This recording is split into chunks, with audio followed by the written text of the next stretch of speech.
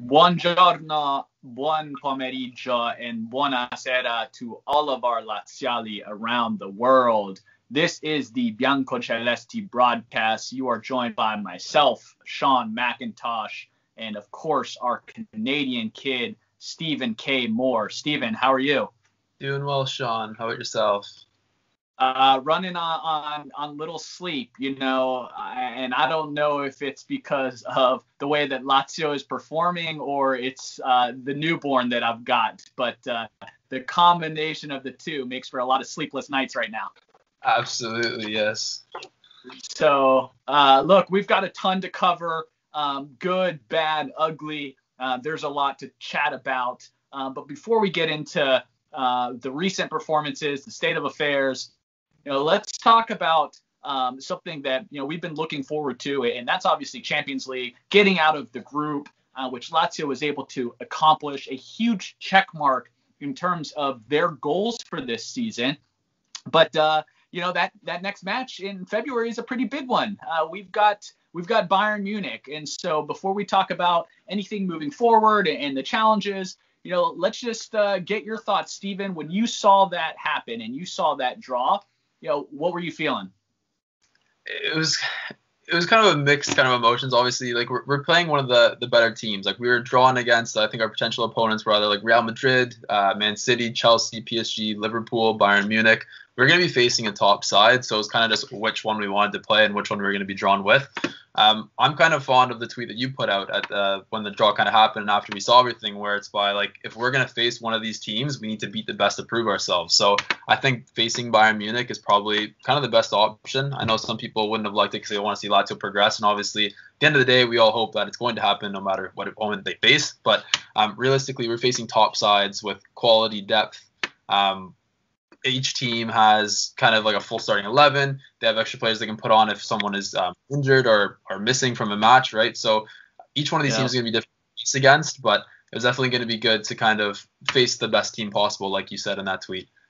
Yeah, and that's exactly right. I kind of had the same feeling. I mean, there's definitely a sticker shock as soon as you saw, the name Bayern Munich. And like you said, as soon as I really thought about it, I mean, that's what this competition is all about, right? Like we fight to get to a place where we are in the mix with the top clubs in the world. And right now there is no club that's on that mountaintop like Bayern Munich. And so for us, I think it's going to do a couple things. Like we've got nothing to lose. So I think we're going to see a Lazio squad that goes out there without tension, which is nice because we know what happens, when there is pressure on Lazio. You saw some of those nerves in that Club Brugge match.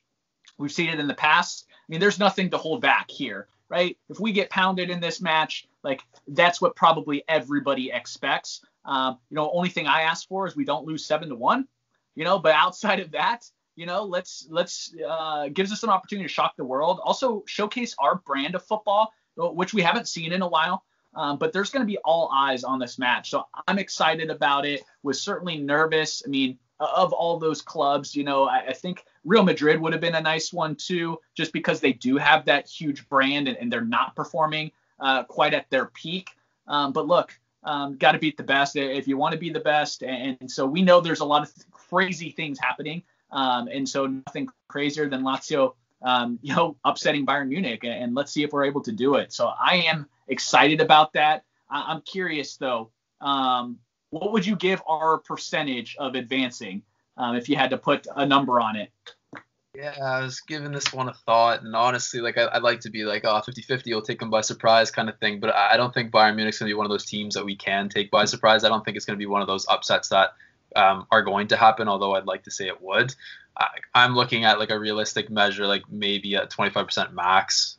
If everyone's playing, if we're all able to be fit and playing the football that we know how to, but you look at player for player, it's very difficult to kind of say that Lazio's starting 11 is at the same quality as Bayern Munich. So obviously we have the likes of Chiri Mogul, Savage, Luis Alberto, the Cherby when they're at their best form. But when you're looking overall, Bayern Munich's such a dominant side. So it's going to be hard to kind of see us progressing from that. I think the main thing, like you said, is that we don't get battered to the point where it's a 7-1 score or something similar along those lines. Like if it's a close game, a 2-0, a 3-1, something like that, I think I'd kind of be satisfied overall with both of the performances.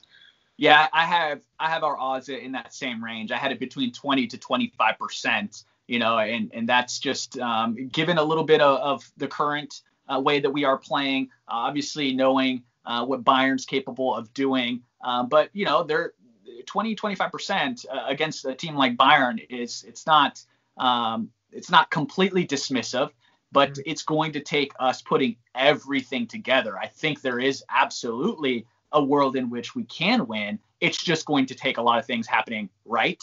And it's been a while since we've seen the type of Lazio team that can do that, right? If you take us back to a year ago, at this point, I feel a whole lot more confident right now. Like, we've got to get our own things together. And if we can't beat the sides of Benevento or Verona, really hard to see us coming anywhere near, staying alive against Bayern Munich. And so that gets me kind of to our transition, where we're going to take a look. We're going to chat about, what the heck is going on with this Lazio team right now. And I just want to set the stage a little bit. So when we came into this season, we knew it was going to be a little bit topsy-turvy, tons of matches to be played. We knew the team might have a little bit of their eye towards Champions League. I could see some moments where we would slip up.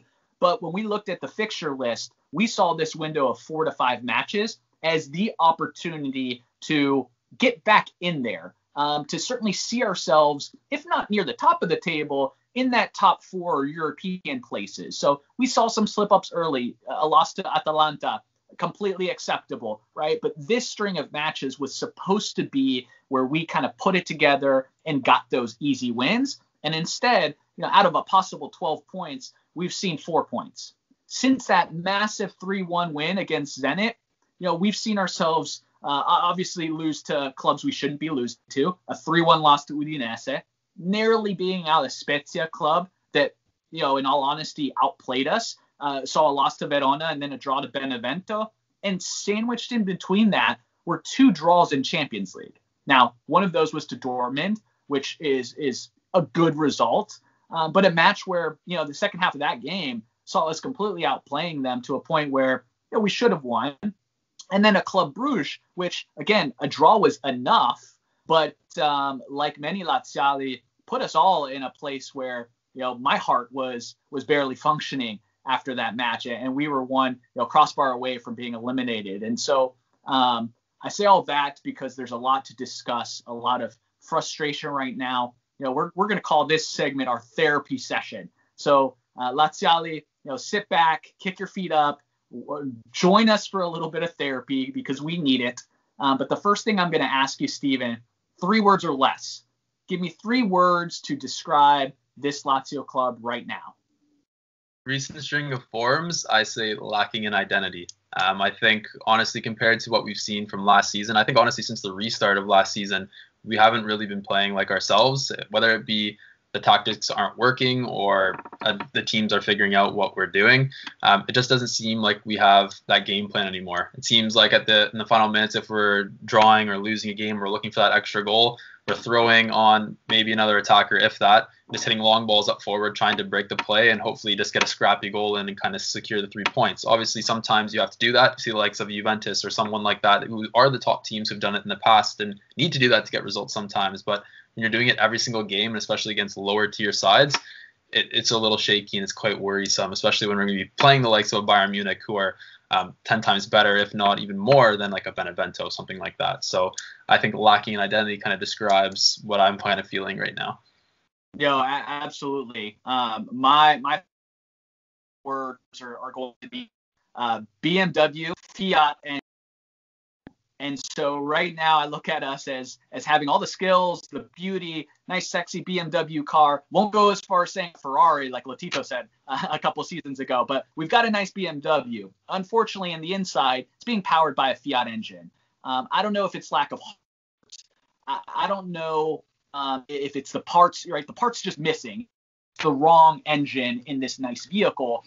We don't have the likes of Luis Alberto, who typically is our engine and powers us offensively. He's not operating at that high level right now. So something is off right now. You see the talent. It's just not being powered correctly. I don't know if it's the driver and Simone Inzaghi or if it's just the parts of the engine, but something is not quite right. So Those are my 3 words. Steven, there's a lot going on. Obviously, we can point fingers in a lot of areas, but my question is where do you think things started to go wrong? Like, if you could kind of point it out to maybe 1 or 2 things, like, where did it start to go wrong? Yeah, honestly, like I just mentioned, I think the restart, I think that break-in period when they were on that 21-game unbeaten streak, they were doing well in the league. Obviously, they exited the Coppa Italia, they exited the Europa League very early to kind of focus on the league, and that was kind of the goal. But going 21 matches in a 38-match kind of stretch of a season, right? That's huge. That's definitely massive, and that's why we were able to kind of compete for the Scudetto until the last minutes. But as soon as that kind of break or pause happened, I don't know if it was whether the lack of training, whether the communication. I remember we came out of that, like everyone was injured. Doesn't matter if you're playing a training session, a scrimmage, or in a game, everyone was injured no matter what. So I'm not too sure what kind of happened over that period or when on the return back to that period. So I think honestly everything kind of happened there. I think we've kind of been on that poor shred of form since that restart happened, and I think that's dragged over into the season, which we thought would change, especially due to, I know the summer transfer window or the break was a little bit shorter than most years due to COVID, but I thought that definitely going to the preseason training camp, getting a few new players, kind of adapting them to the system and restarting kind of fresh, I thought that would have been something that would have helped the side, but unfortunately it hasn't changed. So I'm currently writing a post about this right now, and my 3 kind of factors are since the restart, the poor summer transfer window, no change in tactics, and kind of a lack of motivation or lack of quality from certain players like a Luis Alberto right now, who's a kind of just out of form, and obviously we expect a lot from him, but it's not enough right now that he's offering. So it's definitely worrisome, but I think those are kind of the 3 main points as into why we're not kind of performing to the capabilities that we know we can. Yeah, look, it's really like it's really like living Groundhog Day. Like, it's kind of the same. It seems like the same thing over and over and over. It's a continuation of the same old story, to your point, that we saw last year. And so I think it's interesting that you kind of go back to pointing to, last year as the continuation of this year's problems. I'll point to the transfer window as being kind of this year's issue, because like we signed a lot of players. Now, we thought it was going to be a lot better of a transfer window than we probably ended up having. We also thought we would get some of these players earlier. We didn't. Fares, obviously, we can nail this point over and over and over again, but he's quite simply just not been good, period. And so that's been a problem for us. Our wingback play in general, even Lazio, who we both are big fans of, just hasn't been good enough for us. Radu, he shouldn't be a starting center back at this point in his career. And unfortunately, we didn't bring enough reinforcements, right? A signing like Kumbula would have absolutely been just what we needed. And unfortunately, we didn't get those types of reinforcements. Now, we've seen some positive play from some of our guys, but Perea is a guy that's come on and shown really positive signs. But for whatever reason, Inzaghi is not playing him enough or in the right moments of a match. And so those are the areas that can be frustrating. So I go back to our transfer window, being the reason why we're continuing this, poor form since COVID started. So I want to call this section Nella Spazzatura. So we're going to throw a performance in the trash. We're going to throw a player in the trash here. And this is like our least valuable player. Again, lots of fingers to point, a lot of players that aren't playing up to expectations. But who are you taking as the one guy who's really just, quite frankly, as brutal as it sounds, like has just been trash for us? That whether it's not playing up to expectations or just being flat out bad. Yeah, there's a bunch. Honestly, like kind of like what you just said, who's kind of been our worst player, who's not playing up to expectations. Like, it's more so where we look at Luis Alberto right now, and he's kind of the man of the criticism, whereby he's only put up 1 assist this season, hasn't scored, hasn't done much. But you look at him inside the starting 11, and maybe Pereira could provide something like that. Maybe he could offer something similar, which is why we should be able to rotate them, which I believe is the reason why we brought in a Pereira, to kind of change them, because they're very similar players. But he's such a driver in this team, whereby if he's not playing, we see such a massive difference. Like when Jean-Daniel Akpro was playing in his position, everyone thought, okay, this is great, we're going to get him on, he's going to be able to be good. We've seen him in a few matches coming off the bench or starting, whatever the case may be, and he's been a really good performer. But there's that complete lack of creativity and ability to kind of take the ball from our end to the opponent's end, create chances inside that 18-yard box. So when you look at a player like Luis Alberto is receiving all this kind of criticism, or he's been our worst player, yes, I guess we can say that to an extent because we expect so much more from him. But it's kind of been like Lazio all over again. You look at like the previous 4 seasons, it's been we've had one good season, one bad season, one good season, one bad season. And it kind of seems like we're in that bad season, although we're doing well in the Champions League, if you'd like to call it that, since we progressed barely. But that's kind of like the way I look at it. So there's players where you have like Luis Alberto where he's not performing up to expectations, but the same kind of applies for the likes of Murici and Fares, whereby we kind of sign these players. We hope for the best of them. Fares was with Spal. He knows the league, knows the formation well. Clearly hasn't adapted, doesn't know what he's doing, it looks like, when he's on the pitch. And you have Murici, who just came injured, played a little bit, didn't really show anything, signs of promise, whether it be just for playing a little bit of the match, not adapting to the system well. And now he's injured again. Now he's going to have to come back off of that injury. So it just... And the Murici signing, too, like, even if he came in and played a little bit better than what he showed, and we can give him all the time in the world, but I think I said it in a tweet. Like, we can't wait for him. Like, no. we need him now, and unfortunately, like, we don't have him. But even regardless of that, like, his price tag was just too high for a player that was always going to be a Vice Mobile. Was always going to be somebody that got most of his time off of the bench, and we already have Caicedo. So to me, it just, there's money better spent. Would he have been a nice purchase had we had all of our ducks in a row and we have the squad that we want and we have strong depth? Yeah, sure, if we want to throw 20 million, on a third string striker, great, but we're just not there yet. And so that's frustrating to have those funds that obviously could have been, better spent elsewhere.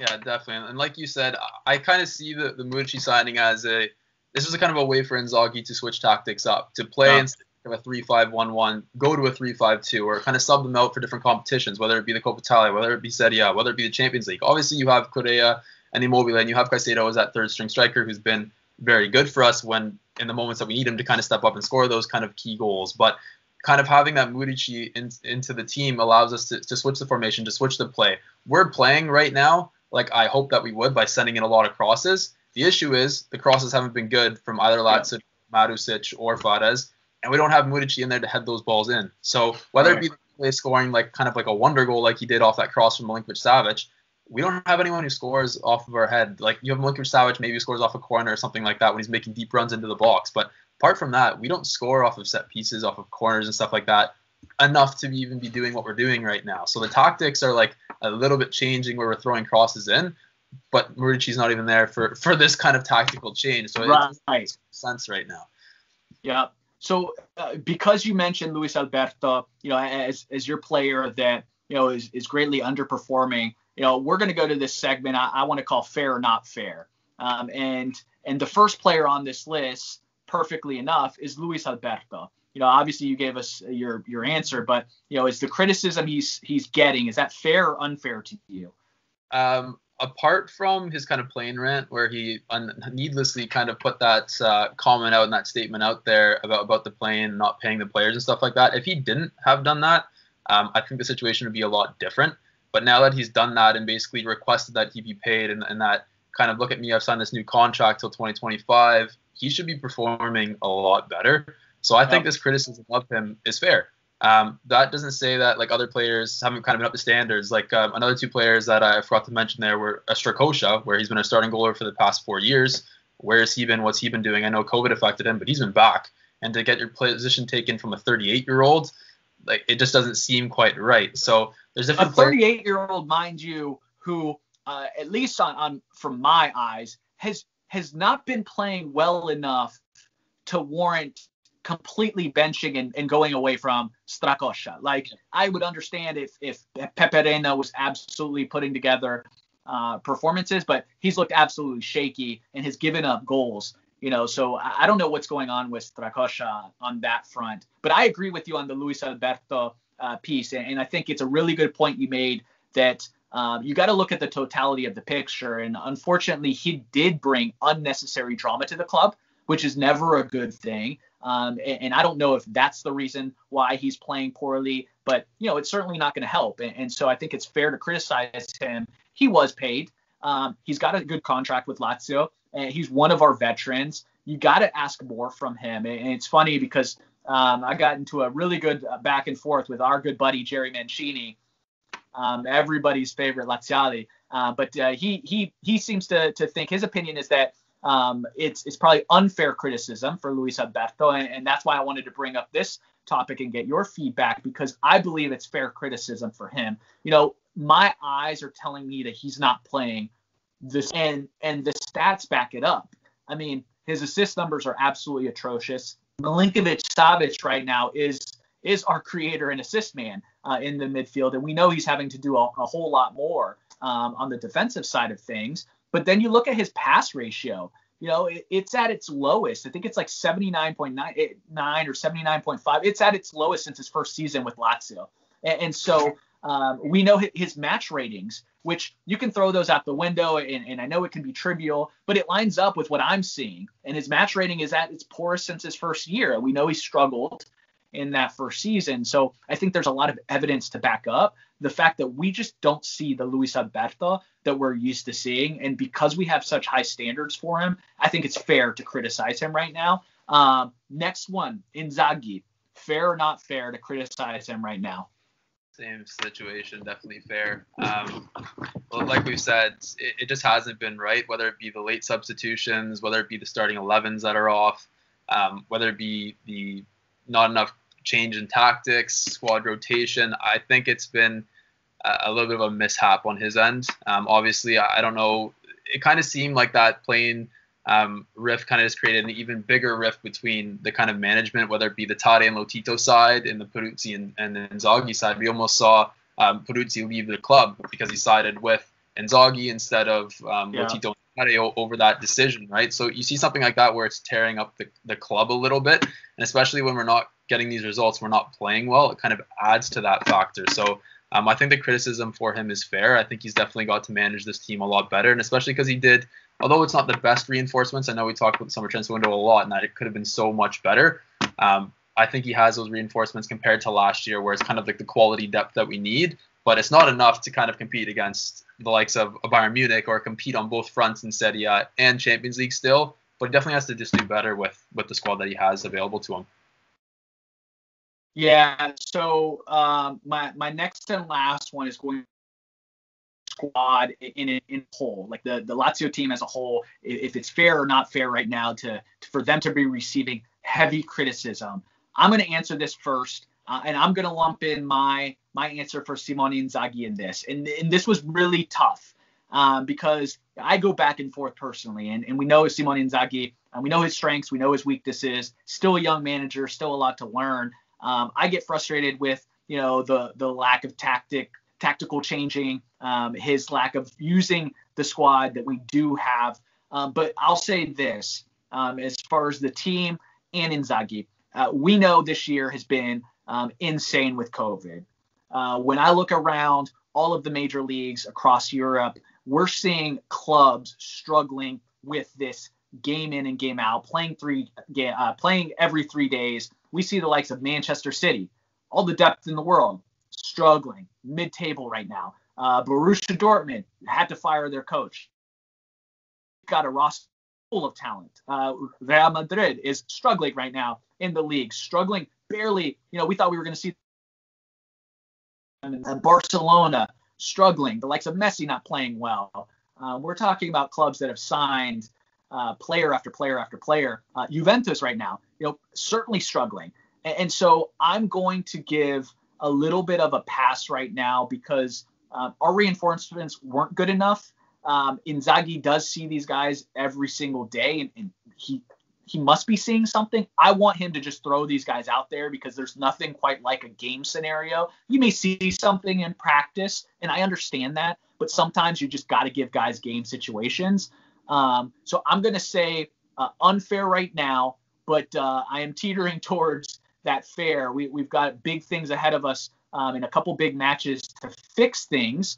So, I do want to start looking at that, right? We have an opportunity this weekend against Napoli. We know that it's not too late right now. There's still a lot of games to be played. We have up until February, so a little break before Champions League, where we need to readjust our mindset and focus on league play. What do you think needs to happen against Napoli to get back on track and get all 3 points. Yeah, I definitely think there's a few big things there, and everything you said about the team was definitely ideal. And just one more point on that is like that what you said. I think that there's the players that the manager wants, and then I think there's the players that Lotito buys, and there's the people that are the players that Tade negotiates with back and forth. And you saw those taking so much longer than they had to. Fares, for whatever the fee was, whatever it be, 8 to 10 million, we were playing around 0.5 million figures back and forth here, 10%.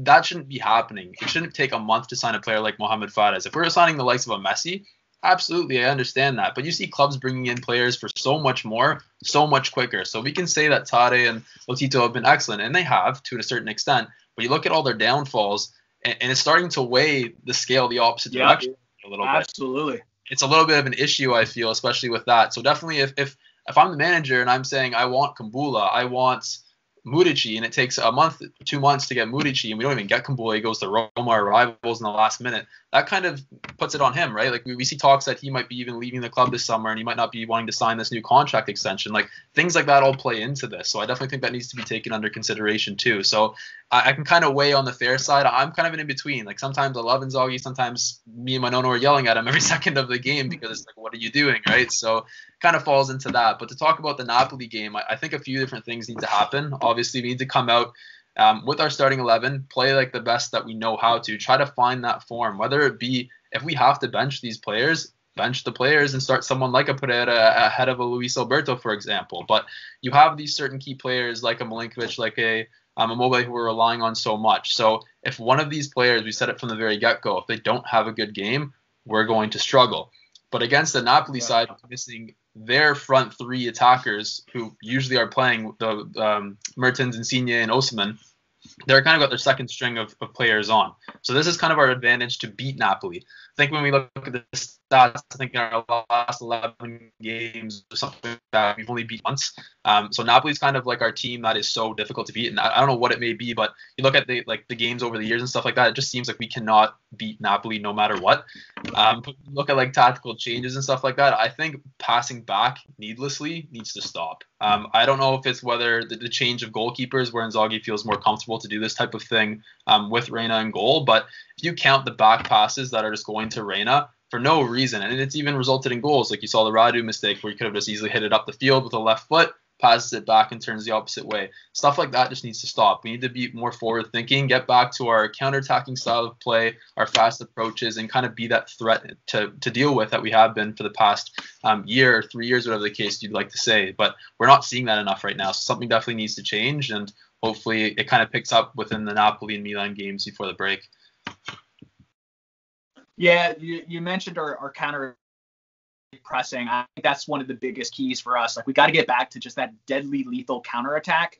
We need to see it. I think we there's some good news that looks like he may be fit enough to play. I think we need him to in this type of a match, especially given the likes of our center back depth, and so I think that'll give us a little bit of a morale boost. Our wing backs have to be better. But I think in terms of what we need from a lineups, we need our strongest 11 for this match. So I know we talk over and over again about rotation. This isn't quite the match to do it, but I will say this. I do want to see Luis Alberto start, but I think if it's an underwhelming performance, he needs to come out at halftime for Pereira. And I want to see Pereira get a full half under his belt. So I would like to see that change happen. Before we sign off, Steven, we got a couple questions from some of our Laziali out there. First, from the Hungarian Laziale, he asked, did this team overachieve last season, or are we underachieving now? And is it time to cash in on any key players and reinvest wisely? I think last season was definitely an overachievement, but like I said, when you look at recent years, you have like one bad year, one good year, one bad year, one good year.